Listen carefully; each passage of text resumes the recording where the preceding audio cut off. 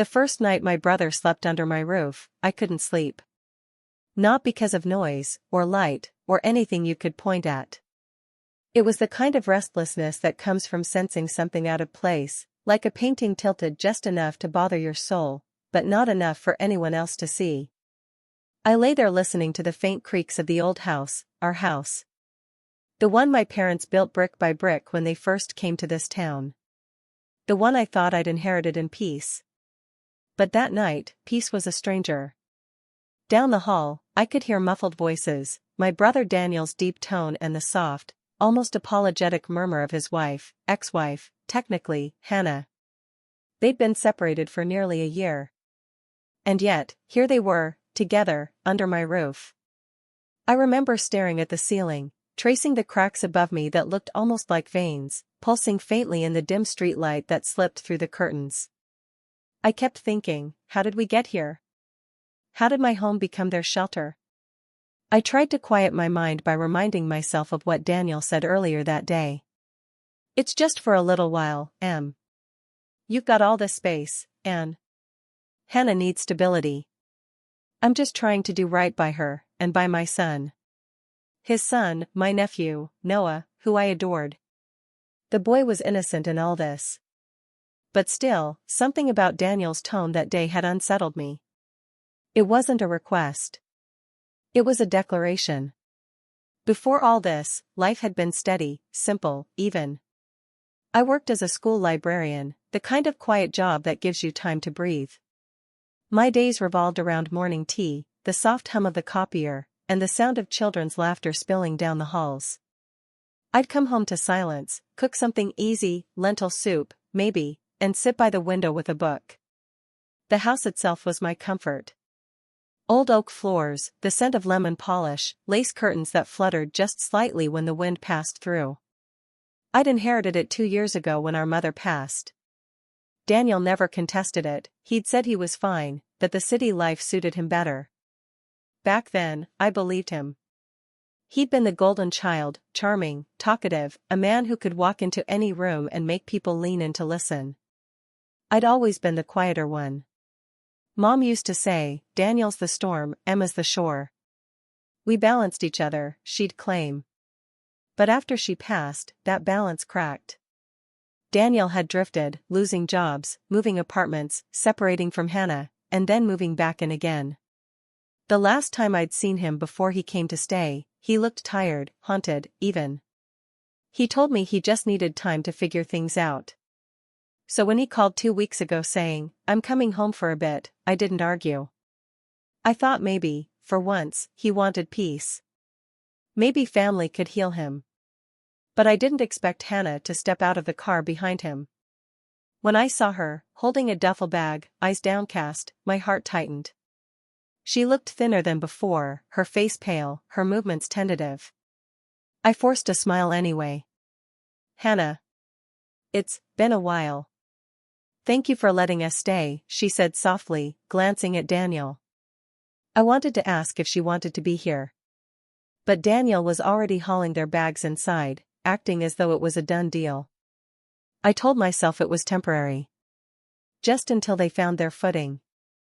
But as days passed, the air in the house began to shift, heavy, watchful, unfamiliar. The next morning, Daniel took over the kitchen like he'd always lived there. He brewed coffee, rearranged the mugs, even changed the radio station I usually played. You've been living like a nun, Em, he said with a laugh, tossing a dish towel over his shoulder. This place needs life again. I smiled politely, but something in his tone prickled, that mix of teasing and authority he'd always had. By afternoon, he was out back fixing the porch swing, humming like he was lord of the manor. And for a moment, I let myself feel a flicker of gratitude. Maybe this could be good. Maybe the house needed laughter again. That night, Noah came over for dinner. His small voice filled the space with innocence. Auntie Em, can I sleep in the room with the stars? He meant the guest room with the glow-in-the-dark stickers Mom had put up years ago. I smiled, my heart melting. Of course, sweetheart. And for a moment, I forgot the unease. The house felt alive again. But as the days stretched into weeks, subtle things began to shift. Daniel started speaking for me. When Hannah offered to help with dishes, he'd say, "No, Em's fine. She likes things her way." When Noah wanted to go to the park, Daniel told him, "Ask your aunt. It's her house, after all, for now." That "for now" lingered in the air like smoke. He'd walk through the halls at night, checking locks, adjusting lights, sometimes standing at my mother's old photo like he was guarding something. I'd find little changes every morning, my books rearranged, my mail opened by accident, and once, my mother's diary missing from the shelf. When I confronted him, he brushed it off. "Relax, Em. You've always been paranoid about your stuff. I was just reading old memories." Old memories. The way he said it made my stomach twist. Hannah, meanwhile, stayed quiet, always in the kitchen, folding laundry that wasn't hers, apologizing for things she didn't do. I could see the fear in her eyes sometimes, the way she'd flinch when Daniel spoke too sharply. And every night, when I heard his footsteps outside my door, I'd freeze, not because I feared harm, but because I no longer recognized the man I used to trust with my whole heart. The house, my safe place, was no longer mine. And somewhere deep down, I began to realize. Daniel hadn't moved in to find peace. He'd moved in to take control. The first real crack showed on a Sunday morning. The kind of morning that should have been quiet, soft light spilling through lace curtains, the smell of coffee, birds outside the window. But instead, there was shouting. Not loud enough for neighbors to hear, but sharp enough to split the calm. It came from the backyard. I'd been watering the plants near the kitchen window when I heard Hannah's voice, trembling, low. "You promised me, Daniel. You said this was temporary." Then his voice, controlled but edged. "And I said we'd figure it out. I need time. Stop nagging me in front of Emma." I froze, holding the watering can midair. I could see them through the glass, Hannah standing near the old oak tree, her arms folded tightly, and Daniel pacing, his hands slicing the air with frustration. "You told me you were getting a new place," she said, voice cracking. "You said you just wanted to visit your sister." "And we are visiting," he snapped. "Don't start twisting things. You always do this, make me the bad guy." That phrase, "make me the bad guy," hit me in a strange way. I'd heard him say it before. To Mom. To his ex-boss. Even to me, once, when I told him he needed to pay back the loan I gave him years ago. He had a talent for rewriting reality. I backed away from the window quietly, pretending I hadn't heard a thing. But all day, their tension lingered in the air like static. Hannah avoided my eyes. Daniel was unusually cheerful, whistling, fixing things that weren't broken. Later, at dinner, I tried to lighten the mood. "So, have you two thought about what's next? I can help you look for an apartment." Daniel cut me off mid-sentence, smiling. "We're fine here, Em. No rush. You worry too much." The way he said we made something in my chest tighten. After that night, small things began to vanish, my spare keys, a few bills from the dining drawer, even the deed folder my lawyer had given me when I inherited the house. When I asked Daniel if he'd seen it, he chuckled. "You and your papers. You probably misplaced it." I wanted to believe him. I really did. But a small, cold instinct deep in me whispered otherwise. A few nights later, I came home late from work. The house was dark except for a faint glow coming from the living room. As I stepped in, I heard murmurs, Daniel and Hannah again. I paused behind the half-open door. "She's getting suspicious," Hannah said quietly. "Let her," Daniel replied, calm, almost amused. "She can't do anything without me. She never could." My breath caught. "Daniel, this isn't right," she whispered. "This is her house. Her mother left it to her." "Our mother," he corrected. "And she'd want it shared. Emma doesn't need all the space. She's lonely, always has been." There was silence. Then Hannah's soft sob. "You're twisting it again." This isn't what she agreed to. Stop, he said sharply. I know what I'm doing. That was when I stepped back, carefully, quietly, and went straight to my room, my heart pounding. I didn't sleep that night.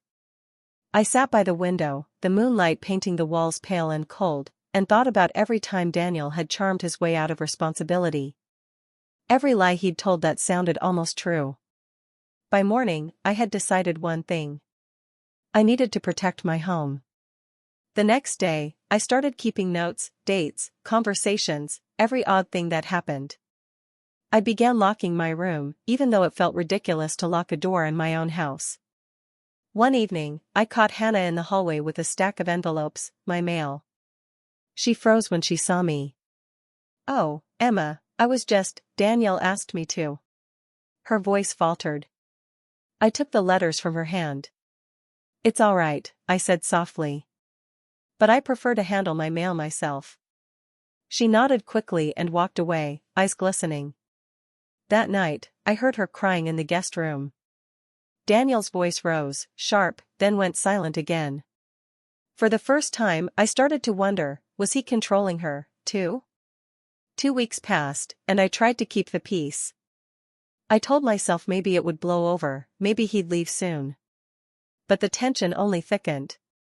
One afternoon, while I was sorting old photographs, I found something strange, a legal envelope on my desk addressed to Mr. Daniel Foster. My brother's full name. It was from a property agency. My heart thudded as I carefully opened it. Inside were appraisal documents, for my house. The appraisal date was just 3 days ago. I felt dizzy. My hands trembled as I read the figures, the signatures, the section that read. Property under review for potential co-ownership transfer. Co-ownership. I stormed into the living room, my breath shaking. Daniel was on the couch, sipping coffee like he owned the place. Daniel, I said, trying to keep my voice steady. Why is there an appraisal for this house with your name on it? He looked up, completely unfazed. Oh, that? Just a formality. I'm handling some paperwork. You wouldn't understand. Formality? I snapped. You're not on the title, Daniel. This house is mine. He smirked, that same smirk he used as a kid when he'd get away with something. Mom wanted us both to have it. You just got the papers first. I'm just balancing things. Balancing things. I felt my pulse roar in my ears. You forged my name? Don't be dramatic, he said calmly. You've always had this victim complex, Em. You think everyone's out to get you. His words sliced through me. Gaslighting, the kind that makes you question your own memory. I turned to Hannah, who stood silently near the stairs, her hands clasped together. Hannah, did you know about this? She opened her mouth, then looked at Daniel, and closed it again. He smiled slightly. See? Even she thinks you're overreacting. In that moment, I realized, he'd built his own version of the truth, and he'd make anyone who challenged it look insane. But I wasn't going to let him take what was mine. That night, as I sat alone in my locked room, I pulled out my mother's old photo, the one of her standing in front of this very house, sunlight on her face, and whispered, I won't let him rewrite this. The war for the house had just begun. The following week was a quiet kind of chaos, the sort that doesn't make noise, but fills every corner of your home with tension. Daniel pretended nothing had happened. He cooked breakfast, cracked jokes, teased Noah when he came by. But I could feel it, the shift. I was no longer the homeowner. I was the guest in my own space. Even the way he moved through the house felt different, confident, possessive. He'd leave his shoes by the front door, his wallet on the counter, his jacket slung across the chair that had always been mine at the table. And when I tried to reclaim any small piece of order, he'd laugh softly, like I was being childish. Relax, Em. You're so uptight these days. You used to be fun. But I didn't remember being fun around him. I remembered walking on eggshells. I called my lawyer the next day, Mr. Hanley, a patient man who'd handled my mother's estate. When I explained what was happening, his voice tightened. Emma, listen carefully. No one can alter co-ownership or appraisal status without your consent. Bring me every document he's accessed. That's when I realized most of them were missing. The deed copy. The will. Even the notarized letter my mother had written confirming the transfer of ownership to me. I tore through drawers, boxes, folders, nothing. Finally, I went into Daniel's room, the guest room he'd claimed for himself. The air smelled of his cologne, heavy and sharp. I hesitated, but then opened the drawer of his desk. Inside were scattered papers, unpaid bills, scribbled notes, and at the bottom, a thick envelope with my name forged on the back in his unmistakable handwriting. I pulled it open, my hands shaking. Inside were photocopies of the missing documents, only they weren't mine anymore. My signature had been traced. My initials replaced. The ownership field now read: property shared equally between Emma Foster and Daniel Foster. The world seemed to tilt. My throat went dry. I clutched the papers and walked straight to the living room. Daniel was there, sprawled on the couch watching television, a mug of coffee in his hand. Hannah sat nearby, sewing something quietly, avoiding eye contact as usual. Daniel. He said without looking up. Why did you forge my signature? He froze, just a split second, then turned to me with that infuriatingly calm smile. What are you talking about? Don't lie to me, I snapped, throwing the papers onto the table. You copied my signature. You've been planning this. The appraisal, the documents, everything. Hannah flinched at my tone. Daniel leaned back slowly, eyes narrowing. You've lost it, Em. These are just copies. Maybe you did it and forgot. You've always been so disorganized.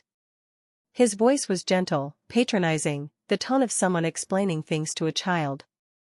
Stop it, I said quietly. You're not doing this again. You're not twisting my memories. For a moment, something dark flickered in his eyes, not guilt, but anger. Then he stood up, towering over me. You want to know the truth? He hissed. You think you're the only one Mom loved? You think you deserve this place just because you were the quiet one? She didn't even trust you to handle money, Em. I was the one she relied on. My chest tightened. That's not true. Isn't it? He said, stepping closer. Who handled her hospital bills? Who cleaned up after her when she started losing her mind? You were too busy hiding in your books while I held everything together. His words hit like blows. Part of me wanted to argue, to defend myself, but another part just hurt. Because even if half of it wasn't true, he believed it. He needed to. It justified what he'd done. You stole from me, I said softly. From your own sister. He laughed, a low, bitter sound. No. I took what's mine. Mom would have wanted that. When I turned to Hannah, tears filled her eyes. Hannah, I whispered. You saw what he did. Tell him to stop. But she shook her head, trembling. I can't. Why? Because, she glanced at Daniel. Because I signed too. I stared at her, stunned. You helped him? He said it was just paperwork, she said through tears. He told me it was for insurance purposes. I didn't know. Daniel cut her off sharply. Enough. He turned to me, his expression cold now. If you want to make this ugly, fine. But I'm not leaving. This house is family property, and I'm family. Then he walked past me, brushing my shoulder, a deliberate act of dominance. I stood there frozen, the papers crumpling in my hand, Hannah crying softly behind me. That night, I sat at my mother's old writing desk, the same place she used to write Christmas cards and grocery lists, and opened her diary, the one I'd thought was missing but had found tucked away in the attic earlier that evening. I flipped through pages filled with her neat handwriting until I found the one that made my breath catch. I worry about Daniel. He's clever, but not always kind. If anything ever happens to me, the house should go to Emma. She'll protect it. She'll protect what's right. I traced those words with my fingertips. Tears blurred the ink. That was my proof, not legal, but moral. I realized then this wasn't just a property fight. It was a battle for truth, the kind that doesn't just live in paper but in memory. And Daniel had spent years perfecting the art of rewriting both. The next morning, I went to the lawyer's office with everything I had, the diary, the forged copies, even a photo of Daniel's forged signature from years ago when he'd once signed my name on a car loan application. Mr. Hanley studied them all quietly, then sighed. Emma, this is serious. If he's filed any part of this legally, we can contest it. But it'll be ugly. I don't care, I said. I just want my life back. As I left his office, I looked at the sky, heavy clouds rolling in. For the first time, I wasn't afraid of the storm. I was ready for it. Because Daniel wasn't just trespassing on my property. He was trespassing on my story. And I wasn't going to let him write the ending. That night, when I returned home, Daniel was waiting for me in the hallway. Where were you? Out, I said simply. Talking to lawyers? He asked, a smirk tugging at his mouth. I didn't answer. He stepped closer, lowering his voice. You really want to do this, Em? Drag our family name through the mud? You think anyone will believe your version? I met his eyes, steady. I don't need anyone to believe it. I just need to prove it. For the first time, he looked uncertain. Just a flicker. He walked away without another word. And I knew the real war had begun. For days after that confrontation, the house pulsed with silence, not peace, but the kind of stillness that comes before an earthquake. Daniel didn't speak to me directly. He'd move through rooms as if I were invisible, leaving traces of his presence everywhere, the smell of his aftershave lingering in the hallway, his coffee cup left half full on my mother's favorite coaster, his shoes by the stairs. Each small thing felt like a claim, his claim. Hannah avoided both of us. She stayed in the kitchen, cooking in silence, her face pale and drawn. I sometimes caught her staring out the window, eyes vacant, hands trembling. She looked like a ghost of herself. One night, I found her in the laundry room, folding sheets with mechanical precision. Hannah, I said softly. She jumped. I didn't mean to scare you.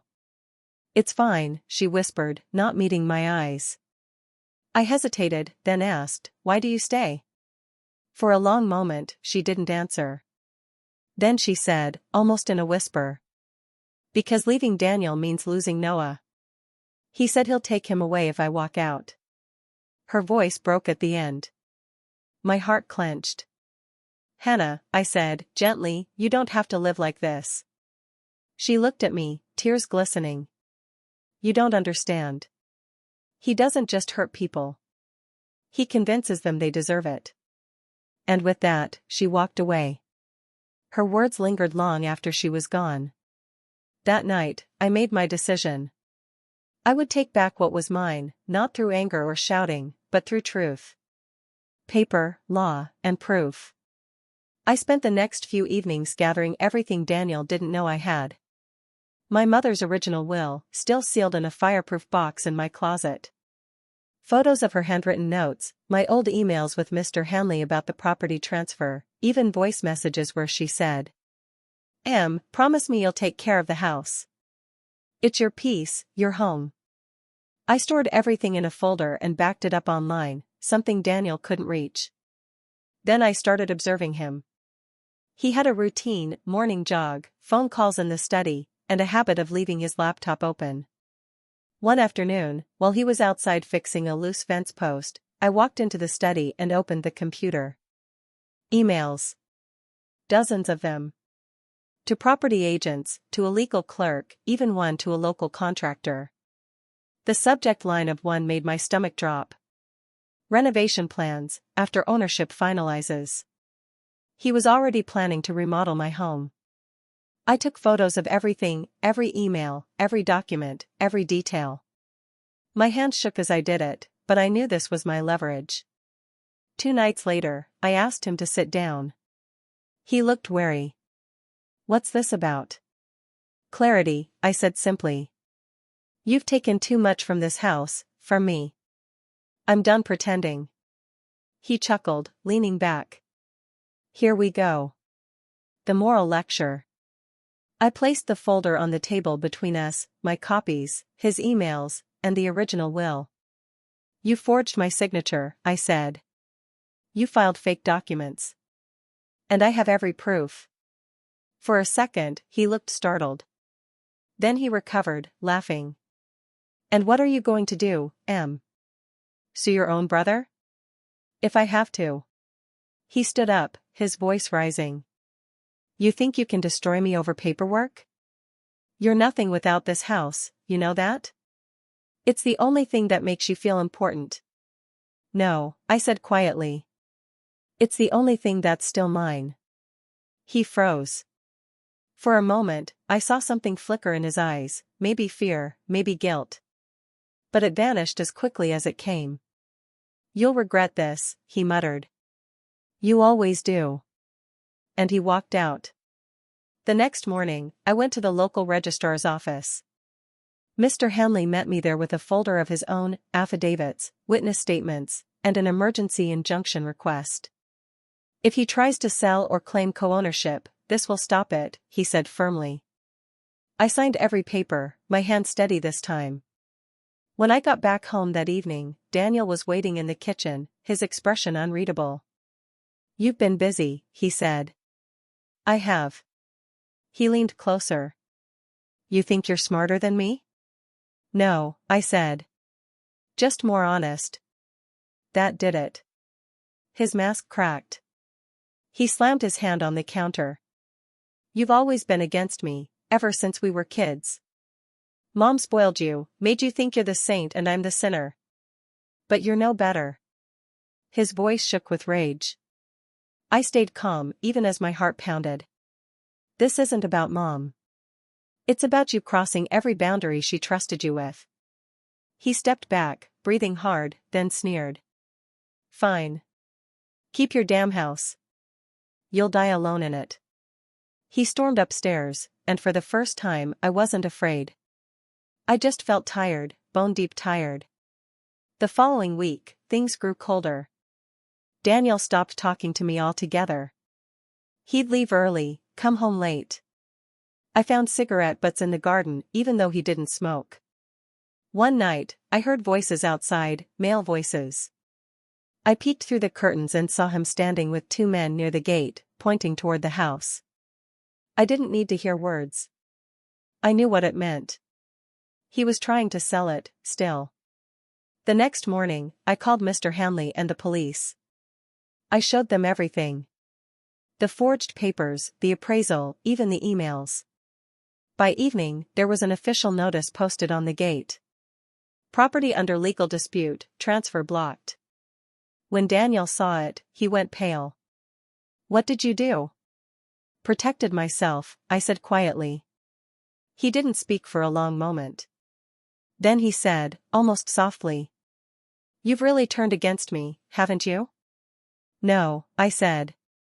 "You turned against me when you stepped into this house with lies." He laughed bitterly and walked out the door. I didn't stop him.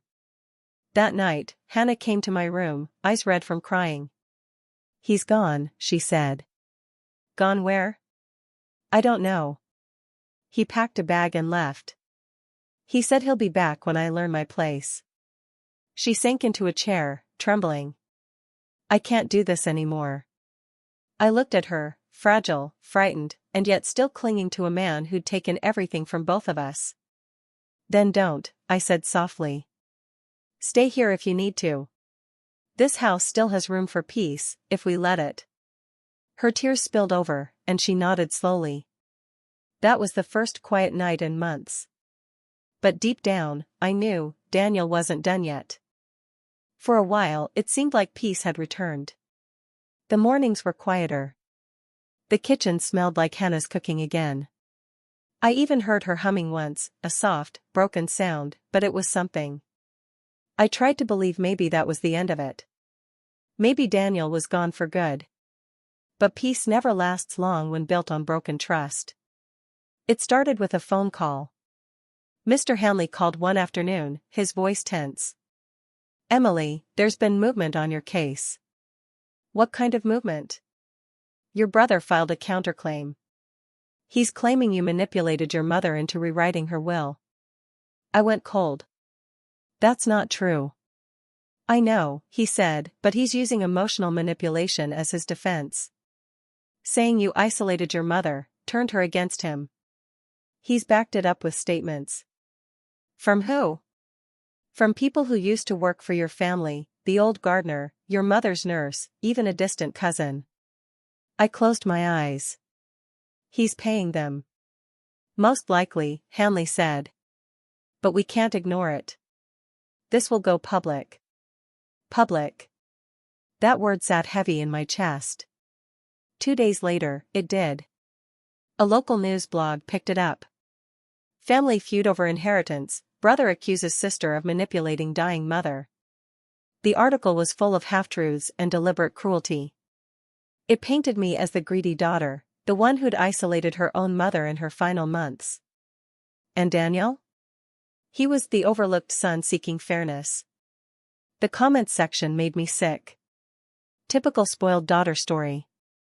Maybe he's right, women can be vindictive. Another family destroyed by greed. Hannah saw it too. I found her in the living room, scrolling through the article with trembling fingers. "He did this," she whispered. "I know. He's trying to ruin you." "He already did that a long time ago," I said. "Now he just wants everyone else to believe it too." That night, I couldn't sleep. I kept thinking about my mother. About how she'd always said, "Truth doesn't always shout, Emily. Sometimes it just waits, and lets lies burn themselves out." So I decided to wait. But not silently. I gathered every document, every email, every voice recording I had, and took them to Mr. Hanley. "If this is going public," I said, "then so is the truth." He nodded grimly. "Then we'll file our response through the court and the press." When the story broke again a week later, the headline was different. "Forgery allegations in family estate dispute, sister provides evidence of falsified documents." This time, the article showed my mother's handwritten note, the will, and even a digital timestamp of the forged signature Daniel had created after her death. The comments changed tone fast. "Oh wow, so he forged the papers? Karma's coming for that brother. Unbelievable, how could someone do that to their own family?" Daniel must have seen it, because the next evening, he showed up at the house again. It was raining, hard. I heard his car pull up, tires screeching against wet gravel.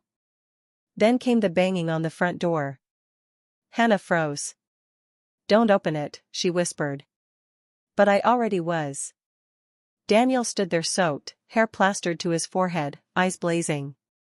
"You think you won, huh?" he spat. "You think exposing me makes you the hero?" "No," I said. "It just makes me free." He laughed bitterly. "You ruined me, Emily. Do you understand that? My job, gone. My reputation, trashed. You had to make it public. You made it public first."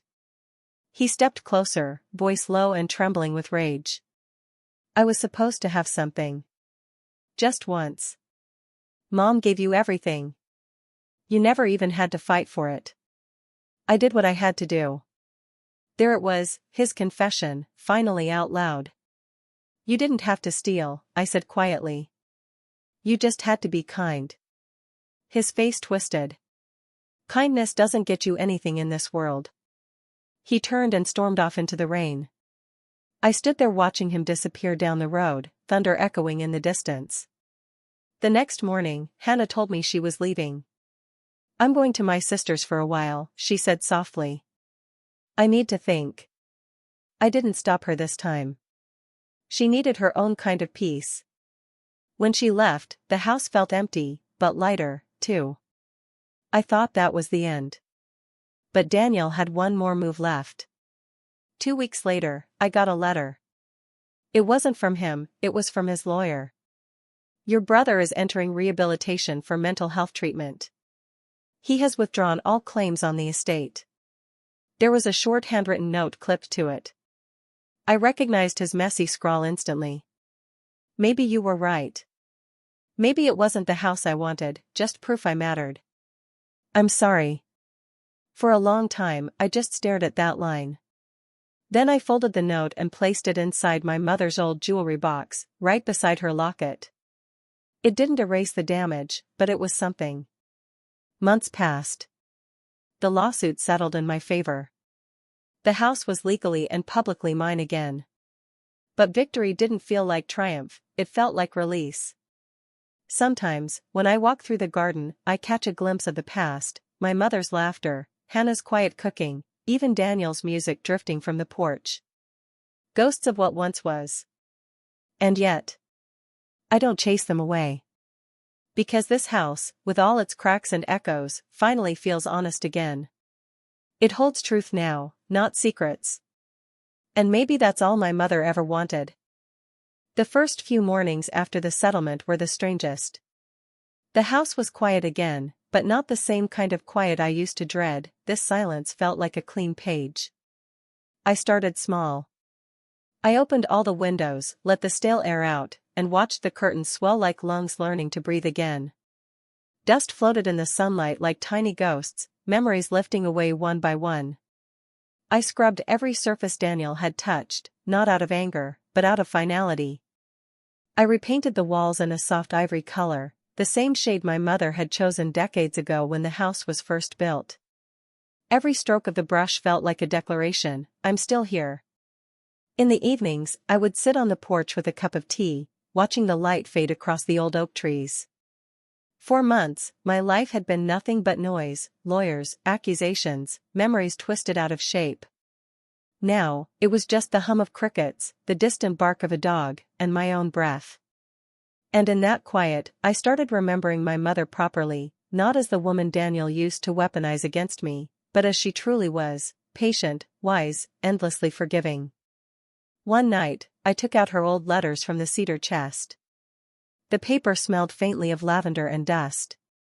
In one, she'd written, "When people hurt you, it's not always because they hate you. Sometimes they're just trying to stop feeling small. But don't let their hunger make you bitter.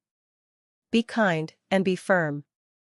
I traced those words with my fingers and whispered them aloud, like a prayer. A few weeks later, Hannah returned.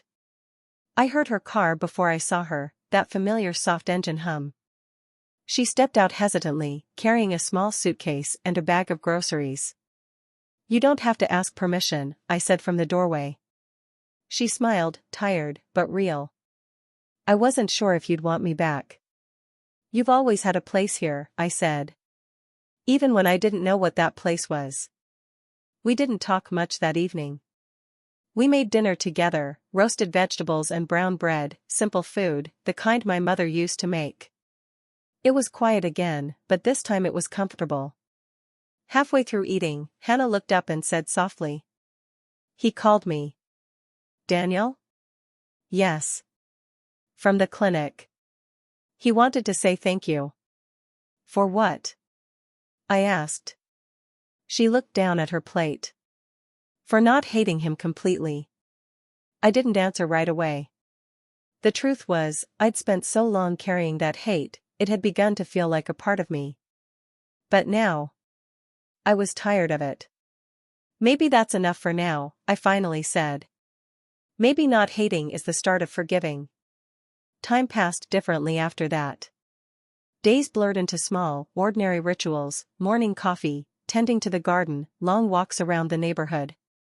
Neighbors who once whispered about the family drama began waving again. The mailman stopped avoiding eye contact. Even the air seemed lighter. I rented out the back cottage to a young teacher from the nearby school. She filled the space with laughter and music, sounds that reminded me what normal life could be like again. One morning, she told me, "You have the kind of house that feels safe." I smiled, because for the first time, it actually did. Sometimes, though, I still catch my reflection in the hallway mirror and see traces of that woman I was, the one trapped in her own home, questioning her sanity under her brother's manipulation. But now I speak to her gently, like I would to a frightened child. You did the best you could, I tell her. And you survived. Last week, I received a letter postmarked from the rehabilitation center. It was from Daniel. His handwriting was neater this time, steadier. Dear M. I don't expect you to forgive me, but I'm learning to understand myself. I used to think the house was proof that I mattered. Now I realize you were the one thing holding us all together. I hope you find peace there. Maybe someday I'll be ready to visit, as your brother, not your burden. D. Asterisk. I folded the letter carefully and slipped it inside the same jewelry box that held my mother's locket, beside the first note he'd sent. This time, I didn't cry. On the anniversary of my mother's death, I hosted a small gathering, just Hannah, the young tenant, and a few old friends from the neighborhood. We lit candles in the garden and shared stories about her, the time she burned the Thanksgiving turkey but made us eat it anyway, the time she danced barefoot in the rain. When everyone left, I stayed outside, staring up at the soft glow of the moon through the branches. And I realized, the house wasn't just an inheritance. It was a mirror. It reflected everything we poured into it: love, resentment, fear, forgiveness. And now, at last, it reflected peace. In the stillness of that night, I whispered into the dark. I forgive you, Daniel. Not because he deserved it, but because I deserved to stop carrying the weight. Forgiveness isn't approval, it's release. And with that release came something I hadn't felt in years: freedom. The next morning, sunlight flooded the kitchen. The smell of coffee filled the air, and for a moment, I could almost hear my mother humming again, soft, low, and steady. I smiled. We're okay now, I whispered to her memory. We're finally okay. Then I sat down at the kitchen table, in the same chair she used to sit in, and opened my notebook. For the first time since all this began, I started writing. Not legal notes, not statements, just thoughts. About family. About betrayal. About love that survives the breaking. And maybe, one day, someone will read them and understand. You can lose everything you thought mattered, and still come home to yourself. When I look back now, I realize the real story wasn't about a house at all. It was about the space between love and ownership, between what we inherit and what we earn. My brother and I both wanted the same thing: to matter. But where I saw family as a promise, he saw it as a competition. And maybe that's the saddest kind of betrayal, when someone you love starts to believe that love is something to win. For a long time I thought justice would bring me peace. But when the courts settled, when the headlines faded, I didn't feel triumph, I felt empty. Because no paper, no verdict, no victory could undo what was lost between us. What healed me wasn't revenge. It was reclaiming the quiet, the simple act of sitting in my mother's kitchen again, hearing the clock tick, and knowing I was safe. Sometimes peace doesn't come with closure. Sometimes it just arrives one morning, quietly, like sunlight through a dusty window, and you realize you don't need to keep fighting anymore. I used to think forgiveness meant letting someone off the hook. But now I see it's really about letting yourself go free. If you've ever been betrayed by someone you trusted, a sibling, a friend, a lover, maybe you know that feeling too, the ache that never quite leaves, but softens over time. And maybe you've had to choose between holding on to the pain or letting it drift away. I chose to let it drift. Because the truth is, love can survive even when family fails. It just learns to take on a quieter shape, one that doesn't need permission or proof. So I'll ask you this. If someone you loved hurt you deeply, would you fight for justice, or would you fight for peace? Tell me in the comments what you would have done. And if my story touched your heart, don't forget to subscribe, because sometimes, the hardest stories to tell are the ones that help someone else heal.